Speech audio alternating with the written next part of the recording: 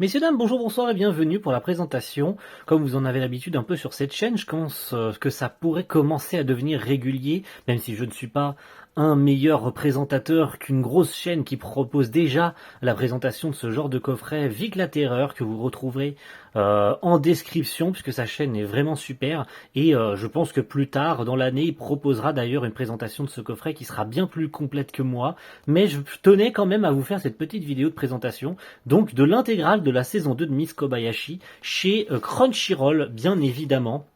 Depuis le temps qu'on attendait ce coffret et avec la fusion entre Kazé et Crunchyroll en fait, puisque le premier coffret était sorti chez Kazé et on attendait désespérément cette saison 2, sachant qu'elle avait été sortie en VF sur la plateforme et tout. Et d'ailleurs j'aurais une petite chose à dire sur la VF de ce coffret, puisque un ajout a été fait concernant une petite scène, mais qui a été foiré au niveau du mixage. Donc je pense que ceux qui auront vu d'ailleurs ma petite gueulante sur les réseaux, et d'ailleurs j'ai tagué Vic la Terreur pour que pour sa vidéo il puisse le souligner et le transmettre aussi probablement, puisque avec ses relations qu'il a en tant que travailleur de l'audiovisuel, il va pouvoir peut-être remonter ça aussi chez Crunchyroll, au cas où il pourrait pour les prochains Blu-ray, s'ils font des rééditions de ce coffret, pouvoir corriger le problème de mixage. Mais on en reparlera. Alors, ce coffret, il a exactement, je crois que même les bonus sont exactement les mêmes que celui de la saison 1. Donc visuel full, il est beau. C'est l'affiche de la série, tout simplement, avec Thor, Toru, en fonction de comment vous appelez le personnage en VO ou en VF, VF belge, évidemment. Donc on a Kobayashi ici, on a Ilulu, on a Elma, on a évidemment Kana, Saikawa, Koatol, Shota, et tous les personnages, tout le casting, en fait, de la série, tout le casting principal. C'est dommage qu'il s'est pas calé une petite Chloé dans le coin, mais bon, comme c'est l'affiche de la série, franchement, on n'allait pas se faire chier, puisque Chloé n'apparaît que sur un seul épisode, plus l'OAV, puisque ce coffret, qui est d'ailleurs très très beau, je vous le remontre, avec la tranche, Miss Kobayashi saison 2 intégrale, on voit clairement pas que c'est Crunchyroll. Franchement, ils ont pas imprégné leur logo partout comme on pourrait le croire et tout. C'est vachement bien, c'est vachement sobre. On a la mention Blu-ray Disc ici. On a le logo qui prend toute la place avec cette charte verte qui vient pas prendre trop de place, avec le logo intégral saison 2 avec les petites ailes de dragon et tout. Ça rend super bien. Le visuel est super joli et c'est pas encombré de tout un tas de trucs comme la saison 1 au final. Donc on est sur deux boîtiers à mareille avec des visuels que je vais vous montrer et un petit booklet ainsi que des cartes, puis plus tout un tas de bonus à l'intérieur. Donc voici l'arrière du coffret avec la petite phrase d'accroche comme d'habitude, Miss Kobayashi et sa bande d'ailleurs, ils se sont plantés sur le N. Je pense que c'est non, ça a l'air d'être fait exprès dans la charte de l'écriture, visiblement ça a l'air d'être fait exprès, et sa bande de dragons continue leur frasque, et Toru, sa fidèle servante, ne fait pas exception. Leur vie est bouleversée par l'arrivée d'Ilulu, un puissant dragon du chaos qui ne croit pas que les humains et les dragons doivent coexister. Alors ça tient vraiment que sur les 2 premiers épisodes à tout casser, puis après on passe sur toute autre chose. Mais à l'intérieur, donc nous avons un petit livret, dont je vous disais, de 72 pages, qui résume les épisodes, mais je vous le montrerai après, avec des cartes, tout plein de cartes qu'on va voir juste après. Donc on est sur évidemment 2 Blu-ray disques, 12 épisodes plus un OAV, plus tout un tas de bonus vidéo, dont les miniatures dragons 1 à 13 qui vont être découpées sur les 2 coffrets, enfin sur les 2 Blu-ray, qui contiennent donc tous les 2 6 épisodes, plus évidemment l'OAV qui est sur le 2e disque. Nous avons des Miss Kobayashi Miniature Dragon Extra 1 à 5, des Miss Kobayashi Miniature Dragon Special 1 à 3, l'opening et l'ending évidemment en crédiless, plus l'OAV, donc l'épisode considéré comme un épisode 13 puisqu'il se passe après la fin de la saison 2, mais je crois, puisque je lis le manga qui évidemment va après et adapte ce qui se passe après, il se passe des trucs après cette saison 2, puisque oui, ça adapte le manga, pas forcément dans l'ordre, mais ça reste suffisamment cohérent, mais il se passe des trucs encore après, évidemment, puisque le manga continue après cette saison 2, et donc je suis à jour sur les tomes sortis chez Noévé Graphics, c'est chez nous en France. Et donc VOVF, bien sûr. On est sur du 1920 par 1080.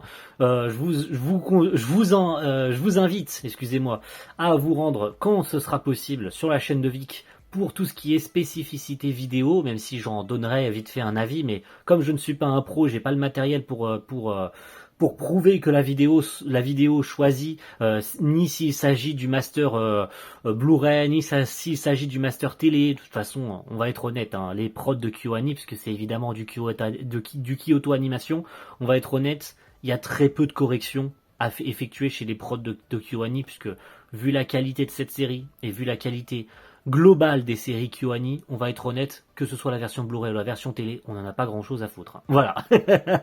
Donc les miniatures dragons, avant qu'on passe à l'intérieur des visuels, des disques, etc.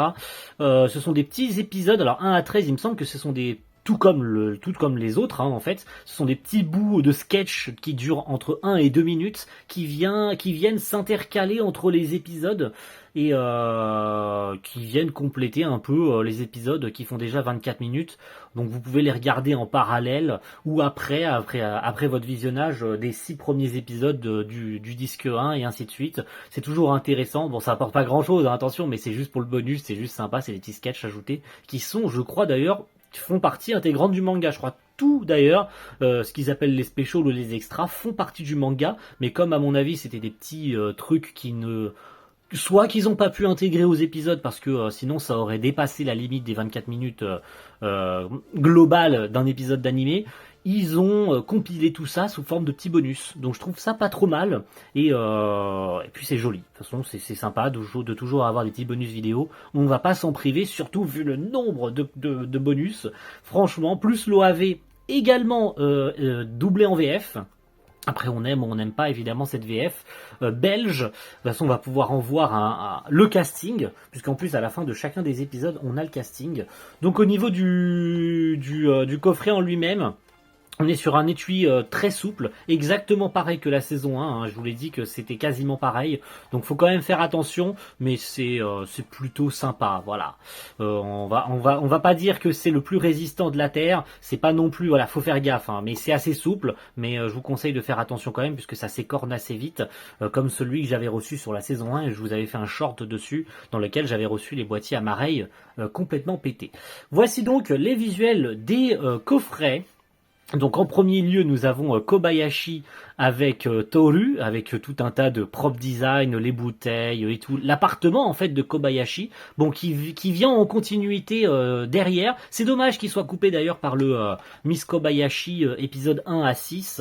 C'est dommage que ça vient couper comme ça le visuel, parce qu'évidemment si on ouvre, on se rend bien compte qu'en fait c'est un visuel full évidemment qui vient derrière avec Kanna, avec la table, donc c'est l'appartement de Kobayashi hein, tout simplement, mais c'est super joli. Donc on retrouve très globalement tous les objets qu'on retrouve assez souvent dans la série, que ce soit la bouteille de saké, que ce soit la petite radio, que ce soit les tasses, que ce soit le sac utilisé par Toru, le sac de Kobayashi, ou encore sa veste qu'elle a très souvent sur le dos quand elle va au travail, et puis tout un tas d'autres trucs qu'on retrouve très globalement dans la série.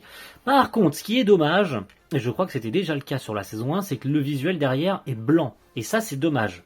Je veux dire, vous faites un si beau visuel pour que derrière, quand on ouvre le coffret, qu'on ouvre le boîtier, il n'y a rien dedans. Ça c'est dommage. Franchement, ça aurait mérité au moins un petit fond vert de plaine ou je ne sais quoi, puisqu'il y a quelques épisodes qui se passent dans des plaines, ou avec 2-3 personnages comme Ilulu et tout, vous auriez pu faire un truc sacrément cool. Maintenant, est-ce que leur banque de visuels était limitée? Ça, j'en sais strictement rien. Maintenant, au niveau du premier disque, c'est joli. Voilà, épisode 1 à 6 plus les bonus, on a Toru, c'est classique, il y en a qui diront que c'est trop simple. Moi je dis que ça suffit largement, on a la mention KyoAni et tout, et évidemment tous les droits dédiés à ce Blu-ray.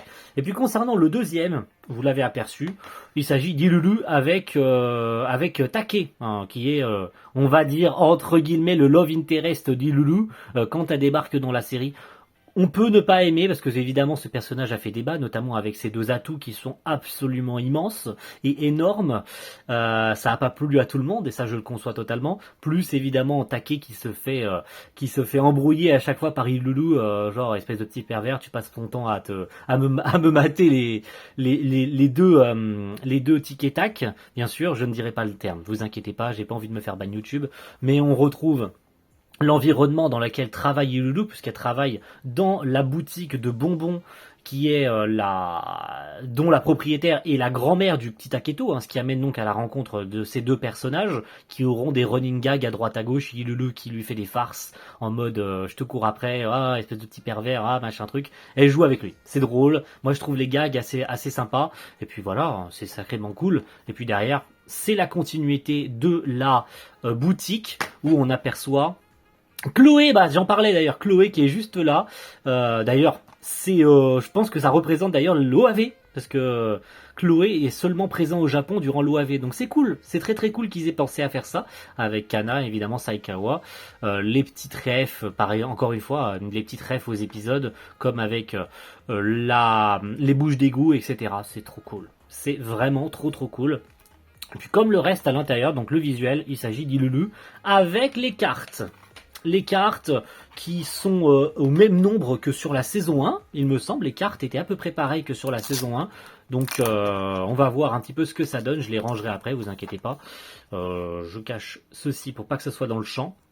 Donc nous avons nos dragons principaux avec Ilulu qui garde derrière un aspect mystérieux, mais on voit tous nos 4 dragons principales de la série avec leur visuel assez atypique, assez reconnaissable. Les cartes, franchement, ça va. J'ai vu pire, mais comme je travaille pas dans ce domaine-là, bah, je peux pas vous dire si c'est vraiment bien en termes de carton. Mais en tout cas, ça m'a l'air sympa. Les visuels, ça reflète un peu à la lumière, donc il y a l'air d'y avoir un petit vernis. C'est sympa. On a ensuite Ilulu avec Toru et évidemment les deux autres derrière qui essayent de se tenir aux cornes. C'est joli. Nous avons... Oh, elle est belle celle-là.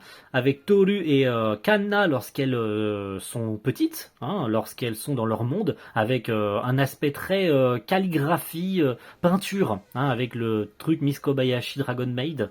C'est joli, c'est vraiment joli, et elles ont l'air d'être toutes pareilles. Oh, elles sont trop mignonnes. J'aime trop. C'est trop sympa. Avec Ilulu quand elle est toute petite et qu'elle était amie avec des humains, et Toru en fond. C'est franchement joli.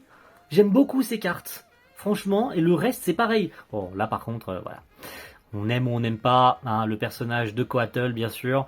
Il y en a qui n'aiment pas du tout le concept de ce personnage. Je le comprends totalement et je ne dirai rien de plus. On aime ou on n'aime pas. La carte est belle par contre, encore une fois. On a Elma qui visiblement est en train de regarder la mer et encore une fois Toru dans le fond qui la regarde attentivement. C'est beau, purée, c'est beau. Et évidemment notre belle et tendre Toru qu'on aime tous et toutes qui nous fait face avec un grand sourire. C'est super, super, super joli. Je remettrai les cartes juste après, mais franchement ça claque. Hein. C'est super, super beau. Et puis pour terminer, on va finir sur le petit booklet de 72 pages qui est quasiment identique à celui sur la saison 1, qui va donc avoir des représentations des persos avec leur design, avec leur descriptif, avec quelques petites tenues, avec leur voix VO et leur voix VF, et ça je trouve ça très bien. Je sais pas si à la fin on a le casting. Ça aurait été bien qu'on ait le casting entier. Par contre, plus tard, évidemment, on a le casting de tous les épisodes. Donc Sophie Frison, hein, chez nous en France, qui joue cette Toru, qui est belle. On a Fanny Roy qui joue Kobayashi, qui a un design tout à fait banal, mais qui est sympa quand même. Les résumés des épisodes avec des screenshots, avec des petites interviews d'ailleurs du réalisateur Tatsuya Ishihara, je n'avais pas fait attention qu'il y avait ça, qui donne son avis sur tous les épisodes. On a Taichi Ogawa qui est le metteur en scène de cet épisode. Donc on a un peu tout le monde, mise en scène Tatsuya Ishihara, donc qui était directeur d'épisode sur celui-ci. On a donc le script, le storyboard, Yasuhiro Takemoto, d'ailleurs qui n'est plus parmi nous, si, ou peut-être pas. Mais je crois que Yasuhiro Takemoto n'est plus parmi nous, malheureusement. Par contre, Tatsuya Ishihara, c'est lui qui a pris le relais, du coup, hein, sur cette saison 2, puisque vous savez ce qui s'est passé, la série devait sortir courant 2020, ou à peu près, en tout cas, hein, puisqu'elle venait d'être annoncée en 2019, mais l'accident survenu au mois de juin ou juillet 2019 a évidemment mis un point d'arrêt à tout l'univers du studio KyoAni, et donc évidemment à cette production aussi. Donc le Tatsuya Ishihara et pas Tatsuya Yoshihara, hein, pour pas faire l'amalgame avec le réalisateur de Black Clover, ce ne sont pas les mêmes personnes, a pris le relais en tant que réalisateur sur cette saison 2 de Kobayashi. Mais visiblement, Takemoto, qui était donc le réalisateur sur cette saison 1 et qui nous a quittés, avait déjà storyboard une partie de cet épisode 1, et c'est pas plus mal de savoir qu'il était là, et il était aussi sur l'épisode 2, donc c'est dire à quel point la production était quand même bien avancée. Là, il avait déjà storyboard les deux premiers épisodes. Ça reste quand même très cool. Bon, il les avait visiblement pas finis puisque Tatsuya Ishihara participera aux deux. Mais c'est très bien qu'on ait tous les staffs, tous les screens, l'avis du staff en question. Donc là, on a Noriyuki Kitanohara qui est pareil, hein, qui est directeur d'épisode sur cet épisode 3 et ainsi de suite. Et on a des recueils d'ébauches avec Miku Kadowaki, je sais pas du tout, visiblement design des personnages, donc character designer, Miku Kadowaki, qui nous a fait une petite affiche très jolie avec tous les personnages de la série, avec Takiya en fond et Fafnir aussi, j'avais oublié, qu'on ne voit pas sur les visuels, c'est dommage, hein. On ne les voit pas ces deux-là. J'aurais bien aimé qu'on les voit, bah si on les voit, on les voit là sur le coffret, hein. Ils sont là les deux loustiques, mais c'est vrai qu'ils sont moins importants, et surtout puisque l'animé sublime d'une grande beauté cette série, puisque les dessins du manga sont un peu particuliers. J'ai pas de tome sous la main, bien sûr, pas encore, parce que je suis pas encore dans mon nouveau décor, mais j'aurais bien aimé avoir un tome sous la main pour vous montrer un peu les dessins du manga, pour comparer un peu, et vous montrer à quel point les dessins du manga sont complètement différents. Les designs, donc du bâtiment, du maître café, ainsi de suite. Bref, je vous passe les détails, hein, les différents persos. Béatrice Wegenez, c'est un peu difficile à dire pour Kanna. Marie Bram, que tout le monde doit connaître assez bien, puisqu'elle double très souvent dans des séries belges. Elle est même souvent sur les personnages principaux d'ailleurs, donc elle est sur un personnage quasiment tertiaire sur cette série, mais elle joue quand même, hein, Marie Brab. En tout cas, on la retrouve partout sur les doublages belges. Donc les différents scripts des épisodes, avec toujours les staffs, etc. Encore des petits designs, des petits recueils d'illustrations, c'est très joli. Pareil, encore des modèles, des chara-design, comme d'hab, avec l'école, avec des loupards, Ryu l'exterminateur, les délinquants, les petits sacs, les designs du sac, le sac à dos de Kana, il est très très beau.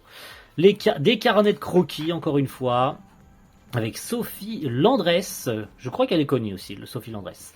On a Anthony Lopresti, Alexandre Crépet, je crois que je connais aussi, j'ai dû entendre sur d'autres VF belges, d'autres comme d'hab, hein, voilà. On passe à la suite, on passe à la fin, encore des petites illustrations, des recueils d'ébauches, des petits prop design avec le design de la poupée, l'ordinateur, Kobayashi avec des oreilles de chat, pourquoi pas, j'ai envie de dire, ça fait partie intégrante du bordel. Et puis des cases, alors ils appellent ça notes. Mais en fait ça donne l'impression d'avoir un carnet d'école. Je trouve ça cool parce que ça donne l'impression d'avoir un carnet d'école entre les mains. Parce que vous voyez, même si ça concorde pas, c'est marqué notes. Et en fait, on a l'impression de tenir un carnet d'écolier dans les mains. C'est trop joli. Coatl avec Sandrine Henry. Shota avec Thibaut Delmotte. Hop, on continue. Kana, donc, qui se retrouve à New York, qui rencontre Chloé, bien sûr. Donc voilà, c'était ce petit épisode 10, le 11. Le 12, le final, du coup, avec Tatsuya Ishihara qui est au storyboard. Des petites illus, voilà, je vais passer, hein, parce que sinon je vais me faire niquer par YouTube. Les deux robes de mariée entre Kobayashi et Toru. L'endroit où célèbre la floraison des cerisiers, c'est vraiment magnifique. Hein, vraiment, il n'y a rien à dire. Tout ça agrémenté d'ailleurs de pages du manga. Alors, je crois pas que ce soit épisode 4. Si, ce sont bien des cases du manga. Ce sont bel et bien des cases du manga, mais j'ai l'impression qu'elles ont été redessinées quand même. J'ai un petit doute, hein, parce que le manga est pas aussi propre que ça. Hein. Donc je mets mes petits doutes là-dessus quand même. Hein. Je vais pas dire que ce sont des cases du manga exactement, mais voilà, j'ai mis des petits doutes là-dessus. Ilulu avec Marie Dubled, d'accord. Taketo Aida, Olivier Prémel. Et puis voilà, l'épisode 13, donc l'OAV. Épisode 13, l'hospitalité à la japonaise, qui a été storyboardé par Shinpei Sawa, qui d'ailleurs nous a fait une petite voilà, Une petite interview ici. C'est trop bien. Franchement, c'est trop bien. Et puis voilà. Là, c'est les bonus. Donc avec les mini dragons. C'est trop cool. Encore des illus, encore des petits trucs avec le script. Et pareil, pour tout, même pour les bonus, on a le storyboarder, les animateurs clés, la mise en scène et ainsi de suite. C'est complet et archi complet. Moi, je trouve ça génial. Et puis les petits designs pour finir qu'on retrouve dans l'OAV avec les designs draconiques de tous les persos. Donc on a Cadna en forme dragon, Elma en forme dragon, Coatl en forme dragon et Fafnir en forme dragon. C'est trop bien. Et puis bien sûr, pour finir, Dragon paumé de Mademoiselle Kobayashi, épisode 5, par Coolio, l'auteur du manga en fait. Mais j'ai l'impression que c'est pas des cases du manga. Je crois que c'est des cases uniquement qui ont été dessinées pour ce petit booklet. Parce que l'auteur dessinait pas si bien au début de Miss Kobayashi. Il s'est amélioré à mon avis avec le temps, mais il dessinait pas si bien au début. Hein. Parce qu'encore une fois, si j'avais une case du manga ou un tome entre les mains, vous verriez que c'est pas si bien dessiné que ça. À mon avis, il s'est amélioré quand même au cours des années. Hein. Mais c'était pas si beau que ça, Miss Kobayashi, au début quand même, le manga. Donc c'est pour ça que cet animé sublime si bien ce à quoi ressemble la série. Mais voilà, merci à tous d'avoir suivi cette petite vidéo de présentation du coffret. J'ai vraiment pris mon temps parce que j'avais envie de faire les choses correctement. Mais tout ce qui est spécificité technique, et j'en parlais tout à l'heure, c'est pour terminer, c'est le dernier point, concernant VOVF et qualité vidéo, c'est beau. Voilà, c'est beau, c'est du KyoAni, hein, franchement, j'ai rien de plus à dire. Pour avoir regardé les épisodes sur ma petite télé ou bien sur la télé du salon pour les derniers, c'est merveilleux à voir. C'est du KyoAni, les gars, on se régale. C'est hyper beau. Et en ce qui concerne, du coup, je vous parlais tout à l'heure du problème VOVF. Eh bien, en fait, sur une scène, alors je sais plus sur quel épisode exactement, je crois que c'est l'épisode 3. Donc cet épisode-là, vous savez qu'à la fin de l'épisode, il arrive un truc où notamment Toru se met à chanter. Elle se met à chanter parce qu'elle se cherche un hobby. Donc elle se met à chanter, elle se fait appeler à l'aide par Kana et tout parce que ça leur casse les oreilles, hein, tout simplement. Et donc ils déboulent sur place. Et tu entends une cacophonie de Toru qui chante à tue-tête avec la musique à fond. Le souci étant que à l'époque, cette scène, quand la VF avait été sortie chez Crunchyroll, n'avait pas été doublée en français. Ils avaient laissé le doublage japonais, puisque de toute façon, j'ai envie de vous dire, ça change pas grand-chose de la voir ou de pas la voir. Mais, à ma grande surprise, vu que j'ai regardé toute cette série en VF, puisque j'ai revu la série 2 ou 3 fois VOVF les deux. Voilà, mais comme j'avais envie de le revoir en VF, c'est donc à ma surprise, qu'en regardant cet épisode 3, j'ai constaté qu'en fait, ils avaient superposé la VF et la VO sur cette scène-là.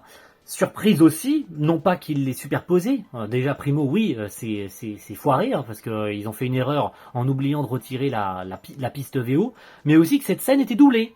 Parce qu'en fait, sur Crunchyroll, vous regardez cet épisode 3 et la scène qui se situe vers les 20 minutes 38 ou 36, elle n'est pas doublée sur Crunchyroll cette scène. Ça voudrait dire qu'ils ont fait venir la seiyuu, la comédienne, donc Sophie Frison en studio, donc très probablement soit chez Lilo, soit chez un autre studio belge, peu importe, puisque je crois d'ailleurs qu'il est mentionné qu'il y a 2 studios belges dans les crédits des épisodes, pour la faire doubler cette scène, pour le Blu-ray. Parce qu'elle n'est pas doublée sur Crunchyroll cette scène. Mais ce qui est encore plus dommage, c'est que du coup ils se sont plantés sur le mixage. Donc en fait les deux voix en français et en japonais se superposent sur la scène, ce qui donne n'importe quoi. C'est n'importe quoi. Ça n'arrive qu'à ce moment-là dans le Blu-ray. Uniquement à ce moment, ça n'arrive pas ailleurs. Mais c'est dommage parce que du coup, ils ont voulu faire l'effort de doubler cette scène, qui était très honnêtement, on s'en foutait, hein, qu'elle soit doublée ou qu'elle soit pas doublée. Mais à mon avis, ils se sont rendus compte qu'ils l'avaient pas fait, donc ils se sont dit pourquoi pas le faire jusqu'au bout pour le compressage des Blu-ray et tout, puisqu'ils ont dû avoir le matériel entre les mains, ils ont dû s'en rendre compte en regardant les épisodes qu'il manquait cette scène doublée en français. Donc ils ont fait venir Sophie Frison pour la doubler, sauf que le gars qui s'est chargé du mixage, il a oublié d'enlever la piste VO en fait. Donc ça donne une cacophonie qui n'a aucun sens, puisque en plus de rien entendre en VO, on comprend rien à ce qu'elle dit en VF. Donc l'avoir doublé, ok, mais pour qu'on ne comprenne rien, c'est du gâchis. Voilà. J'en rigole parce que, on l'a cette scène, mais c'est du gâchis. Voilà, c'est du gâchis parce qu'en fait, on comprend rien. Alors, vous avez voulu le faire, c'est noble, mais c'est foiré. Voilà. tout simplement. Mais bon, sinon, voilà, j'ai rien à dire de plus, à part ça, c'est toujours aussi beau, la bande son est magnifique, l'image est magnifique, mais seul Vic pourra vous dire si on est sur la même veine que la saison 1 en termes de qualité vidéo, qui me semble avait été plutôt convaincante, puisque tous les KyoAni n'ont pas été respectés, du côté Data notamment, hein, qui a sorti Free ces derniers mois, qui était un peu pourri hein, en qualité vidéo. Donc j'ose espérer en tout cas que ce Miss Kobayashi, en plus de la saison 1 qui a été bien accueillie, est dans la même veine. Et que Crunchyroll a eu un bon feeling en continuant cette saison 2 et en sortant une bonne qualité vidéo. Mais ça, je ne suis pas l'expert pour vous le dire. C'est pour ça que je vous conseille d'aller le voir plus tard. Merci à tous ceux et celles qui seront restés jusqu'au bout pour cette review. J'espère vous avoir peut-être donné envie d'acheter ce coffret. Vous pouvez le trouver en moyenne vers une quarantaine d'euros. Sur les sites trouvables un peu partout, hein, c'est-à-dire du Carrefour, du Leclerc, du Fnac et ainsi de suite. Même si j'aurais bien aimé l'acheter sur Anime Store, mais ils le proposent pas. Peut-être qu'ils le proposeront plus tard, mais ils proposent toujours ces coffrets un peu moitié prix. Très souvent, même tout le long de l'année, ils font toujours des ristournes sur les coffrets, neufs en plus, donc ils les vendent toujours moins cher que le marché. Donc c'est dommage qu'ils le proposent pas. Surtout pour le payer un peu moins cher, surtout pour ceux qui sont encore un peu réticents sur le Blu-ray. Ça aurait pu les pousser à acheter ce coffret un peu moins cher. Mais sinon, je trouve que ça vaut le coup en tout cas de se pencher dessus, puisqu'on a les mêmes bonus que la saison 1. Ils n'ont pas sous-évalué ce coffret de saison 2 par rapport à la 1, ils sont restés sur la même charte graphique, ils sont restés sur les mêmes bonus, ils sont restés sur les mêmes trucs, le booklet, les cartes. Donc c'est très bien et c'est de la même facture, c'est de la même qualité que ce qu'on a eu sur la saison 1. Donc pourquoi s'en priver quand on a eu un si beau coffret sur la saison 1? Pourquoi se priver de cette saison 2 qui est dans une très bonne continuité, en plus de rendre hommage à Yasuhiro Takemoto qui n'est plus parmi nous aujourd'hui. J'ose espérer un jour évidemment une saison 3, hein, même si elle est encore assez récente cette saison 2, elle est sortie en 2021. Donc on attend désespérément que le matériel source avance aussi, puisque le manga est assez lent, et que plus tard on nous annonce à la surprise générale une saison 3 dans laquelle KyoAni va pouvoir s'investir à 100%, comme ils le font toujours de toute manière. C'est pour ça qu'on a si peu de prod de KyoAni, puisque quand ils décident de sortir un truc ou d'annoncer quelque chose, ils se concentrent à 100% dessus. Ils sortent pas 800 milliards de séries par an. S'ils annoncent une série, ce sera la seule série qui sortiront dans l'année, mais au moins tout aura été fait en interne et tout aura été fait dans les temps qu'ils voulaient et avec la meilleure qualité possible. Et c'est ce pourquoi d'ailleurs KyoAni est toujours aujourd'hui, avec Ufotable, l'un des studios les plus sains de la Japanimation. Merci à tous d'avoir suivi cette petite vidéo et on se retrouve très vite pour une prochaine présentation de coffret. Et ce sera sur Sword Art Online Ordinal Scale 4K. Oui, vous rigolez pas, il y a un 4K japonais qui est prévu. Je vais le recevoir début mars et je vous ferai une review sur cette chaîne YouTube qui sortira au courant du mois de mars. Donc, à la prochaine tout le monde et ciao ciao, bye bye.